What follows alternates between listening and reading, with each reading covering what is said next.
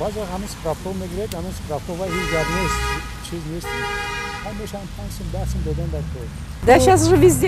حالا در همه جا پول می‌دهیم. همانطور که میگویند پنیر بی پول در مشقفر. وزده کجا یایدو؟ هر کجایی که مراجعه میکنیم با ما مناسبت خوب دارند، همه چیز خوبه. Когда идешь на прием, у них такса есть. دکتران برای قبول پول میگیرند. آنها حتما За حق прием خود را нужно طلب платить. У кого такса? У врачей.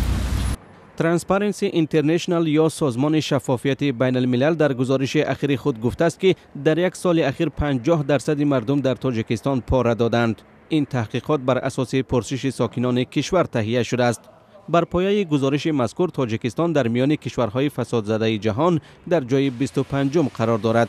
این در حالی است که حکومت کشور میگوید برای مبارزه با فساد پیوسته تدبیر میاندیشد. سازمان‌های بین المللی بر اینند که تاجیکستان تا کنون نتوانسته است برای کم کردن این پدیده نامطلوب موفق شود. Результаты это влияет на در نتیجه این روند بر سطح زندگی مردم تاثیر میگذارد، محیط رقابت پذیری را در همه بخش‌ها به ویژه در اقتصادیات کم رنگ میکند. مردم رنج میکشند ولی دایره‌های محدود با استفاده از فرصت و امکانات به منفعت خود کار میکنند. Используясь случаем, все больше используют возможность и сложившуюся ситуацию в свою пользу. مسئولان آژانسی ضد فساد تاجیکستان چنین بلند نشان دادن میزان فساد را در کشور به آن بستگی می‌دهند که پرسش اخیر سازمان شفافیت بین الملل اکثرا میان گروه‌های فعال جامعه مثل صاحبکاران و تاجران و حقوقدانها انجام شده واقعیت را تصویر نمی‌کند.